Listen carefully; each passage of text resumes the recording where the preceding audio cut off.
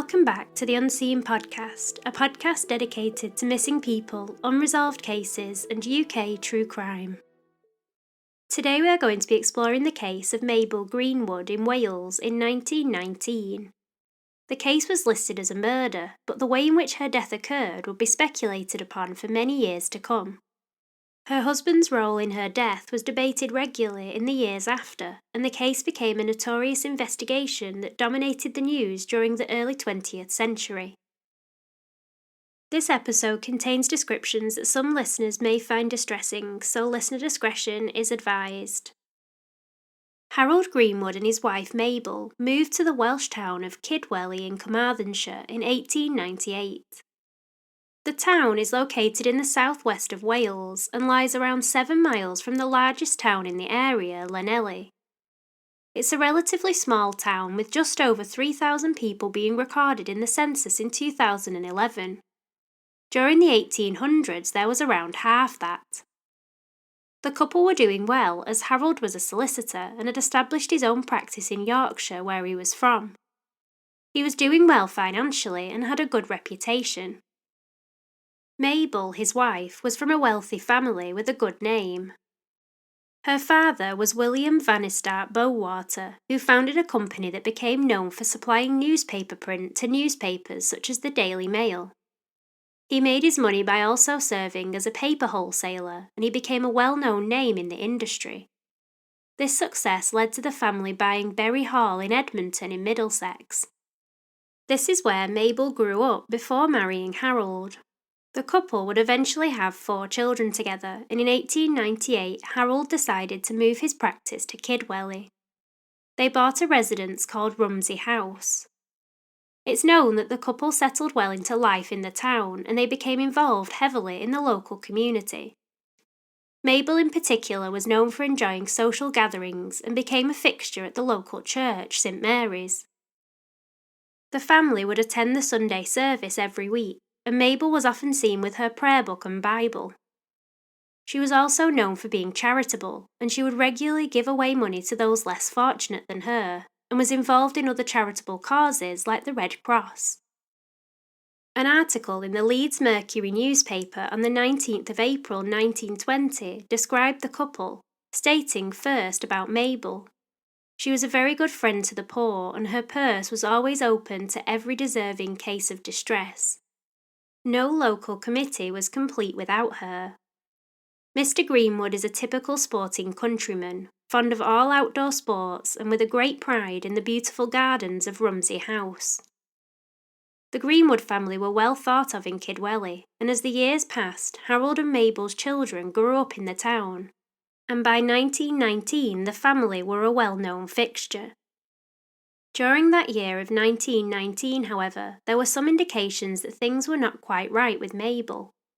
She had encountered some health problems and had become a little weaker than usual. It stated on Kidwelly history that she had been suffering from some fainting spells, and it was believed that she might have a weak heart. Since January of 1919, Mabel had been complaining to her doctor, Dr. T.R. Griffiths, that she had a pain in her heart and her abdomen. This was reportedly something that the doctor put down to the change of life, and prescribed her some medication that might help with the menopause. This, however, did not seem to help, and her health was continuing to get worse. This did not stop her from carrying out her usual routine, and throughout June 1919 she carried on what she normally did. In the days following the 12th, Mabel was reportedly seen by several members of the community, many of which later commented that she didn't look well.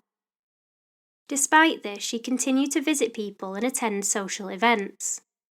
It's reported in the Western Daily Herald on the 2nd of November 1920 that she attended a tennis match at the tennis club. Mabel went there with the vicar, Reverend Ambrose Jones, and was given a lift home with him. It stated in the article that she was cheerful and that he took her in the business transactions of the club. It's also known that that Saturday evening Mabel's friend Miss Phillips came around to have dinner with her. She also described her as looking happy when she saw her. On Sunday, the 15th of June, the family did not attend church as usual, and this was out of character, particularly for Mabel, who normally went every week without fail. Mabel wasn't feeling particularly well that day, and the couple, along with their eldest daughter Irene, spent the morning in the garden and reading. The family then ate dinner together, which was made by the staff at their home. Harold would later describe what they ate in a statement in the Western Evening Herald, saying, "On June 15th, myself, my wife, boy and daughter, and one maid were present at lunch. As far as I can remember, we had roast beef. That's our usual Sunday dinner, a sirloin of beef. We had gooseberry tart. I told my wife not to have any, as she'd had diarrhea on the Saturday previous, and she had had it on that Sunday afternoon too." He then explained that Mabel had begun to feel unwell later on that afternoon and did not eat anything at tea time. She continued to be up and down all afternoon into the evening, stating that she felt faint and had heart pains. He explained that he and his daughter took Mabel up to the bedroom as she felt so ill. He stated that she said, "I do feel frightfully faint and have awful pains in my heart, as I often get." Harold then said he went to fetch the doctor straight away, and he came out to the house immediately. Mabel had begun vomiting by this point, and the sudden deterioration in her health was a concern. It's reported that Dr. Griffiths was called out several times that evening and into the early hours, and a nurse called Nurse Jones was also summoned to the house and stayed with Mabel. As it got to the early hours of the morning, it was clear that Mabel may not make it as her pulse became weak and her breathing was heavy.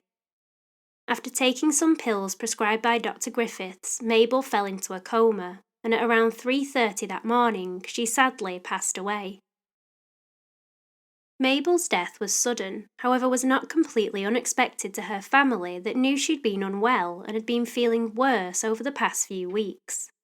Her death was of course awful as she left behind 4 children. It's reported in an article from Wales Online that Mabel had spoken about her children before she died, stating, "Irene still needs mothering." The tragedy, however, was a shock to her friends who had not realised that her illness was so severe and were devastated by what they heard. It's reported that Dr. Griffiths issued the death certificate stating that the cause of death was heart disease. Mabel was buried in the local churchyard of St Mary's in Kidwelly a few days after her death, and the family were left to grieve for the sudden loss of their mother and wife. This may have been the end of Mabel's story, however it wasn't long before rumours and gossip around the town started up. There were some who believed that perhaps Mabel's death had not been the result of a sudden illness, but that something more sinister had happened to her. The word murder began to spread around the town. One of the reasons cited for the emergence of these rumours was that Harold Greenwood appeared to have moved on quite quickly after the death of his wife. Just 4 months after Mabel passed away, Harold married a woman named Gladys Jones, who worked as a clerk in an office in Llanelli. The speed at which Harold remarried was shocking to the local people, but it was also the age difference between the two that caught their eye. Gladys was 20 years younger than Harold, and this made some believe that his possible involvement with her could have led him to commit murder. There was also the fact that Harold was very quick to arrange the funeral of his wife, and went shopping for his funeral attire the day after Mabel had died. According to the article in Wales Online, Harold had also divided up Mabel's belongings, including her jewellery, and reportedly gave one of her rings to his new wife. As stated on Kidwelly History, other people who knew Harold also began joining in with these rumours, including Nurse Jones, who attended to Mabel that night. The idea that Harold had neglected his wife and was already pursuing other women while she lay dying was certainly one that did the rounds in Kidwelly, and it was not long before it reached the local police. This was taken seriously by officers who felt that Mabel's death may need some more investigation. It's reported in the Western Mail on the 17th of April that the coroner explained how the suspicions reached him. He stated that he received a report on March the 25th containing circumstances which pointed to certain suspicions attending the death, and raised the point whether it was necessary to issue an order of exhumation. It's reported that he communicated with the Secretary of State, and in the result he received an order for exhumation. The exhumation of Mabel's body was carried out in mid-April, 10 months after she had died in June 1919. The exhumation was followed by an inquest that same afternoon. The interest in Mabel's death appeared quite sudden, and the exhumation was carried out quite quickly. It's reported in the Western Mail article that there was a good sprinkling of the public present, and that the community were certainly interested in the proceedings. Dr. Thomas Robert Griffiths, Mabel's doctor, was the first witness to be called, and he confirmed that he had been present at the post-mortem which was conducted after the exhumation. He had also confirmed that at the time of Mabel's death he believed the cause to be heart disease. There were a number of other witnesses present at the initial inquest, including the undertaker and police sergeant Hodge Lewis, who both confirmed that they were present during the exhumation and stayed with the body until it arrived at the police cells where the post-mortem was to take place. Dr. Alexander Dick conducted the post-mortem, while 3 other doctors were present, including Dr. Griffiths. He explained that he removed certain organs to be further analysed in London. This is where the inquest was adjourned. It was clear that there was suspicion that something may have happened to Mabel, but at this point there was not much information about what the police suspected they may find. In response to the news that his wife's body had been exhumed, Harold told the Lancashire Evening Post, "I had absolutely no knowledge of the police intentions until last Tuesday morning, when I received a notice from the coroner that the body was to be exhumed. I immediately communicated with Sir Thomas Vanistart Bowater, my brother-in-law, and he replied that he too could not understand it, and had no knowledge of the matter. I am the victim of village gossip, of village slander, and if you know Welsh village life you will know what it means. It all started through the fact that 4 months after my wife's death I married again. That started the gossips. It's only fair for me to say that my first wife had suffered in health for at least 2 years before her death. Not only was her heart bad, but she also suffered from an internal disease that caused her intense depression. It was, however, to a heart attack that she succumbed on June the 16th. No one, not even the doctor, thought that that attack could be fatal. There was, however, a delay on the report from the Home Office in relation to Mabel's post-mortem and the analysis of her organs. Her family and friends waited while April turned into May and then into June. It was in June 1920, a year after Mabel's death, that the report came back, and it was a bombshell. The report stated that Mabel had actually been poisoned with arsenic. An inquest was immediately convened by the coroner to discuss the findings of the report. The testimony of John Webster, a Home Office analyst, was much anticipated, and he explained what he'd found when he analysed Mabel's organs. The inquest is described in detail in an article by the Nottingham Evening Post on the 15th of June 1920. Webster explained that he found arsenic in all of the samples that he analysed. There was, he stated, around 18.07 milligrams or a quarter of a grain of arsenic contained in the samples. John Webster was asked about whether he knew about a certain weed killer called Cooper's weedicide. He said yes, he knew about it and believed it was a poison that contained around 30 to 40% arsenic. When asked if he thought someone could extract the arsenic from it, John Webster said a chemist would be able to do it, but a layman would find it difficult. Dr. Griffiths was once again called on to testify about Mabel's condition. He explained how her condition appeared to have got worse the second time he went up to Rumsey House and that her pulse was weak. He said he gave her 2 morphia pills, one to be taken immediately and the other one to be taken in an hour. He then said he saw Harold at about 11 p.m. and he told him that Mabel was breathing a little easier.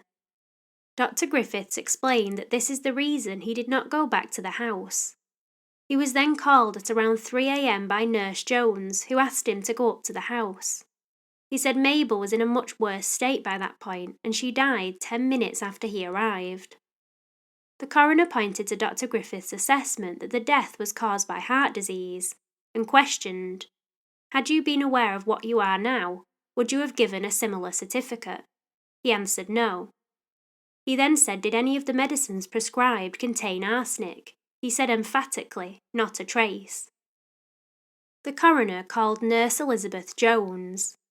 He asked her whether she had told Sergeant Lewis that there was one thing that she wouldn't tell, which was a private matter. This related to the fact that the vicar had asked her if she believed that foul play had occurred in Mabel's death. Miss Jones denied having had this conversation, and also denied telling Harold that if he knew what people were saying about him, his hair would stand on end. She explained that she was on very good terms with Mr. Greenwood.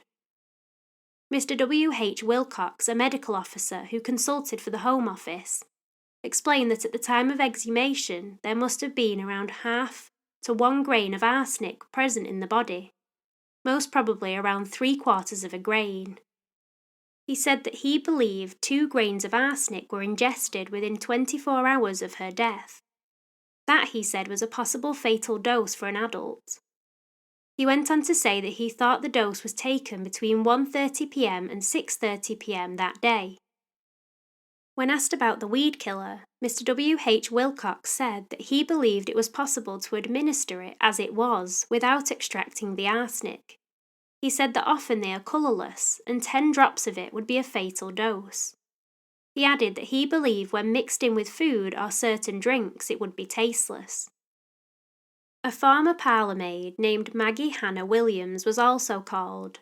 She described what she witnessed the day before and the day of Mabel's death. She explained that the day before Mrs. Greenwood had had port wine with her dinner and that Mr. Greenwood had had whiskey. She said that the wine and whiskey had been put out at supper that evening. When she came back down to lay the table the next day, the wine bottle was missing. That day Maggie witnessed Mr. Greenwood go into the china pantry and he stayed in there for 1/4 of an hour. She said after he'd been in the pantry he went up to the dining room. She thought this was strange as she had never known Mr. Greenwood to go into the china pantry before. The bottle of wine on the table was port, while there was also a bottle labelled Burgundy in the pantry. A summons was requested which asked Harold to attend the inquest the next day to give evidence. Despite being called, Harold did not turn up at court. At the close of the inquest, the jury deliberated on what they thought had happened to Mabel. It was found that her death was due to arsenical poisoning, which was administered by her husband. The jury had found that Harold had killed his wife. This only seemed to confirm the rumours and speculation that had been rife about Harold in the months after Mabel's death. It didn't take long for the police to arrest him. It's reported that immediately after the inquest ended, police arrived at Rumsey House to arrest him on the charge of willful murder of his wife. It's reported that Chief Inspector Hay from Scotland Yard went up to read Harold the charges against him. It's documented in an article in the Sheffield Daily Telegraph that Hay told the magistrates' court, "At 4:30 p.m. on the 16th of June, I went to the house of Police Sergeant Lewis in Kidwelly. In a back room there I saw the prisoner detained by Police Sergeant Lewis and another officer. I said to him, 'I am Chief Inspector Hay. You know me. A coroner's jury has just returned a verdict of murder against you. It is my duty to arrest you and charge you with the willful murder of Mabel Greenwood on the 16th of June 1919. You will be taken to Llanelly where you will appear before the magistrates tomorrow. I have to caution you that anything you may say will be written down and may be used in evidence.'" Chief Inspector Hay then stated that Harold said "all right" before asking what the actual verdict of the jury had been. Hay said he stated, "The jury unanimously found that your late wife died from acute arsenical poisoning, and that the poison was administered by you." Harold reportedly just answered, "Oh dear." In July, Harold was once again in front of the court at Llanelly Police Court. Once again, it was reported that the case was a sensational one, with people lining up to see the proceedings. Mr. Seward Pearce led the case for the Crown and put forward his evidence against Harold Greenwood. The hearing was documented in the Scotsman newspaper on the 2nd of July 1920. Mr. Pearce stated that as there were no eyewitnesses to the crime, the court relied upon circumstantial evidence to prove the case. Mr. Pearce stated that the prisoner had the means as they had eaten meals together and therefore had the opportunity to administer the poison. There was also the fact that Mr. Greenwood had got married so soon after his wife's death, and he explained that there was evidence that he was buying a ring from a jeweller for Gladys Jones as early as July the 4th, 1919, just over 2 weeks after Mabel died. Mr. Pearce also included some new information about an order Harold had placed with a company in Edinburgh. He stated that the accused contacted Dobbys & Co. in February 1919, and he ordered some seeds and some weed killer. The seeds were sent to him, but the weed killer for some reason had not been. Mr. Pearce pointed out that Harold was bothered by this and contacted the company in May, asking if they would send the weed killer to him as he had ordered it. Mr. Pearce stated that there was no evidence that this had ever been used on the garden.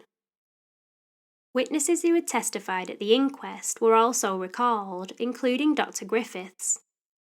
He once again explained what he had given to Mabel and refuted Harold's statement that the morphia pills were too strong for her and that this contributed to her death. There was also a heated exchange between Mr. Ludford, Harold's solicitor, and Miss Florence Phillips, one of Mabel's friends. She admitted that she was not always on good terms with Harold, however would not tell Mr. Ludford what the last argument between the couple had been, saying it was nothing to do with him, why she wouldn't tell him. After some back and forth, she eventually said that she did not believe that they were on really affectionate terms. Mrs. Annie Groves was also brought in to testify. She was the caretaker of Harold Greenwood's office in Llanelli. She explained that she knew both Mabel Greenwood and Gladys Jones, his second wife. She testified that she had seen Harold and Gladys together at the office alone before Mabel's death. She said she didn't know what they would do there. However, when asked by Mr. Ludford, Harold's solicitor, if she had ever seen any kissing, she replied no, not before Mrs. Greenwood's death. She did confirm she had seen them kissing about a month after she died. She also said she saw a letter which she believed to be in Gladys Jones's handwriting that was marked private. She later saw the burnt letter in the grate and recognised it from the envelope. Maggie Hannah Williams, the parlour maid, once again gave her testimony about the missing wine bottle. This, however, was contradicted at the evidence hearing by the cook and another servant who said that they knew nothing about a missing bottle of wine, and that Mr. Greenwood would often go into the pantry to wash his hands. The defence did not call any witnesses to the stand, and the hearing came to a close. It was decided that there was enough evidence to commit Harold Greenwood to trial for wilful murder. When asked if he had anything to say, he reportedly replied, "I am not guilty of this charge, and I will reserve my defence." There was a certain amount of anticipation for the trial, as the public were very interested in what was going to happen next in this dramatic case. Towards the end of October, as the trial grew nearer, it was clear that there was going to be a large amount of interest from the public and the newspapers, so there were plans put in place to barricade the outside of the Carmarthen courthouse to stop too many people from congregating and disturbing the trial. There was also further developments, as it was confirmed that Harold Greenwood had secured Sir Edward Marshall Hall to lead his defence. We have come across Marshall Hall numerous times on the podcast, as he was famous for being the great defender, as he had so much success in winning the freedom of his clients. This was now an even more sensational trial, as Marshall Hall was well known, and it was believed it would make for even more popular news. The trial opened at Carmarthen Assizes on the 2nd of November 1920 before Mr. Justice Shearman. At the start of the trial, Harold Greenwood stated that he was not guilty of the charge of wilful murder. Sir Edward Marley Sampson was leading the prosecution, and in his opening statement laid out the charges against Greenwood and what the evidence would show. He reportedly stated, "This case is one that will demand your closest attention, not only because of the nature of the evidence, but because it's the gravest charge known to the law. The crime of administering poison is always a crime done in secret, and so the evidence for the Crown is that it is so in this case. The evidence is circumstantial. There is no direct evidence incriminating the prisoner." He asked the jury to think about if they believe Mabel died from arsenic poisoning, and if they did they think she administered it herself, or did the prisoner do it? He asked the jury to think about 3 considerations. What opportunities had the prisoner of administering the poison?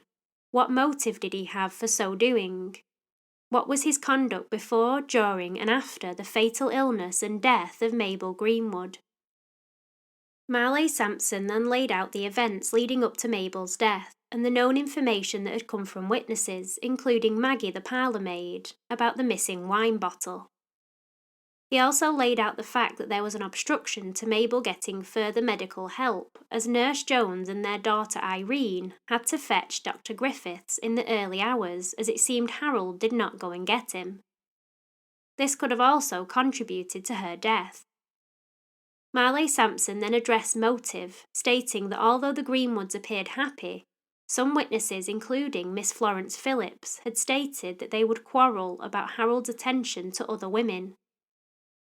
This was tied in with the fact that Harold married Gladys Jones just 4 months after her death, and that they appeared to have known each other in some capacity before.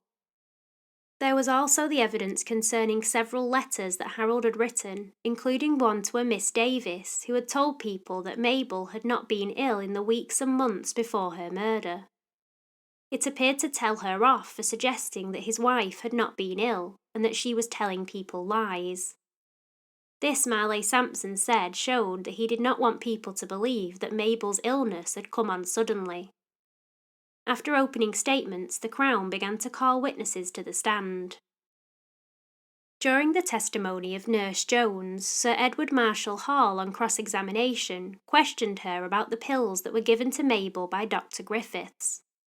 When asked if she knew that there was 1 grain of morphia contained in the pills, would she have still given them to Mabel, she answered no, she wouldn't. She also denied saying, "Don't you ever say anything about those pills to anyone." This cross-examination suggested that perhaps Nurse Jones had been aware the strength of the pills would have been too much for Mabel at that time. During Dr. Griffith's testimony, there was some drama in the courtroom when he changed his testimony, stating that instead of 1 grain of morphia, the pills contained 1 grain of opium and 1/40th of a grain of morphia in each pill. Sir Edward Marshall Hall explained that the witness cannot just change his testimony on the stand. Dr. Griffiths explained that he'd previously made a mistake. At this point, the court was adjourned for the day. The next day, Sir Edward Marshall Hall, on cross, threw some doubt upon the police's investigation. He had previously cast doubt on the signature on Greenwood's statement, and then interviewed Superintendent Jones. Edward Marshall Hall explained that the book in which the statement had been written down appeared to be missing some pages, and it looked as though pages had been ripped out. When asked if he had ripped them out, Superintendent Jones said, "Not a single one. I'm not used to such dirty tricks as to cut a piece of a statement of a prisoner. If there is a leaf gone from that book, I can swear that none has gone since the book was with me." Superintendent Jones went on to say that the book had been in Sir Edward Marshall Hall's hands before the trial. Marshall Hall said he resented what was being suggested by the witness.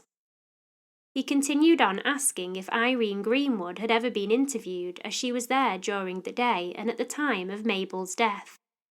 The answer to this question was no. When John Webster took the stand as an expert, Marshall Hall also cross-examined him intensely. He asked Webster if arsenic was present in everyone's bodies. John Webster said minute traces in some and in others none. Marshall Hall went on to question Webster about whether arsenic was found in other things such as food when it hadn't been manufactured properly. Webster agreed. He did go on to say, however, that it was important that the arsenic had been found in equal distribution in all of her organs.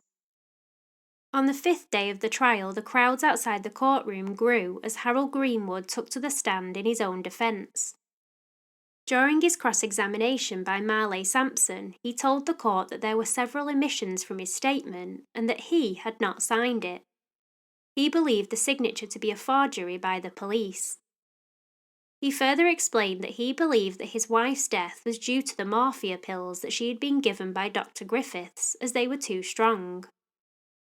Sir Edward Marshall Hall brought in a poison expert, Colonel Toogood, who stated that he believed that Mabel had died from morphia poisoning, following on from a bout of gastroenteritis. This matched the defence's stance that the pills that were given to Mabel were the cause of her death. After all witnesses had been heard, both Edward Marshall Hall and Edward Marley Sampson summed up their cases. Marshall Hall explained that the jury needed to decide if arsenic had been administered to Mrs. Greenwood, and if it had it been the cause of her death? If it was not the cause of her death, but Mr. Greenwood had administered it, then it was attempted murder. He also drew the jury's attention to the way in which the Crown said he had poisoned her by putting it into the wine bottle. He told the jury that he believed that case that they were trying to sell to them had gone up in thin air. He also pointed to Irene's testimony, suggesting that if she loved her mother the way she did, why would she still love her father and go to see him if he had committed this murder? This, he suggested, showed that even she did not believe her father did this. He also stated that the motive had not been proven, as there was no evidence that Mr. Greenwood and Gladys Jones were having an affair before Mabel died. He also cast doubt on the assertion that it was the weed killer that had killed her, and stated that there was no secrecy surrounding the purchase of it or its storage in the home. Marshall Hall went on to ask the jury if they thought it was more plausible that Dr. Griffiths had simply given Mabel the wrong medicine that evening. He pointed to Griffiths as an unreliable witness and said that he had got the medicine wrong in his testimony, later saying he gave her opium. He ended with a dramatic statement asking the jury to acquit his client and quoting Shakespeare's Othello. He then said, "I demand at your hands the life and liberty of Harold Greenwood." Sir Edward Marley Sampson summed up for the Crown, pointing out once again that arsenic was Mabel's cause of death, and it was clear someone in the home had administered it. He pointed to the motive for the crime being Greenwood's desire to be with Gladys Jones. He ended by saying that arsenic could not have got into Mabel's stomach innocently. The judge ended the trial and sent the jury to deliberate. The questions they now had to answer were: did Harold administer the arsenic to kill Mabel? Was the arsenic definitely the cause of her death? Was he involved at all? It took them 2.5 hours to come to a verdict in the case. The jury foreman stepped forward and gave a verdict of not guilty. He explained that while they believed Mrs. Greenwood had been given arsenic, there was not enough evidence to know who had administered it or how it had been given. This led to the not guilty verdict. Harold Greenwood was released from custody and was free to return home. It's reported that his journey back to Kidwelly was an eventful one, with many crowds forming at Rumsey House for his return. It was immediately apparent that newspapers wanted to hear about Greenwood's thoughts and were very interested in buying the rights to his life story. The case had taken on a complete life of its own in the wake of the not guilty verdict. This may have been the reason that shortly after the trial, Harold Greenwood moved away from Kidwelly to nearby Ross-on-Wye, where he took a new name of Mr. Pilkington. There was also the fact that some people were unsure if the jury had reached the right decision, and the rumours that he had something to do with it still persisted in the town. His own health declined in the years after this, and he died 9 years later without the reputation that he once had. In the aftermath of the case, it was clear that the trial had proved that Mabel had been poisoned. So if it wasn't Harold, who was it? To this day there hasn't been any other convictions for her murder, and the real killer has not been found. Of course, there are those that still believe Harold must have had something to do with it, despite the trial decision. In hindsight, the fact that Mabel had been ill in the months before her death could have had something to do with arsenic poisoning if it had been administered over a longer period of time. I think if the case had happened today, forensics would be able to pinpoint exactly when it was administered and most probably how. The sad thing is, this is not the case, and Mabel has never really got any justice for what happened to her or for what she suffered. Cases like these always make me so glad that technology and forensics have come so far in the present day. Thank you for listening to today's episode. I would love to hear your thoughts about what you think happened to Mabel and whether you think the jury were correct. Thank you to everyone that continues to support the podcast, and thank you to our Patreon supporters. If you want to receive ad-free early access episodes, bonus episodes, shout-outs and stickers, the link is in the show notes. You can also help by simply reviewing the podcast wherever you listen, or by following us on Facebook, Twitter or Instagram. Thanks to Hacker Lacka Lack and Guitar Picker 61 for your 5-star reviews this week. I also have a YouTube channel where I upload audio from the cases if you want to subscribe over there and have a listen. If you have any suggestions for cases, please send them in to me at theunseenpod@gmail.com. I hope everyone is keeping safe, and I'll be back with you next week. As always, thanks for listening. I'm Caprice, and this has been Unseen.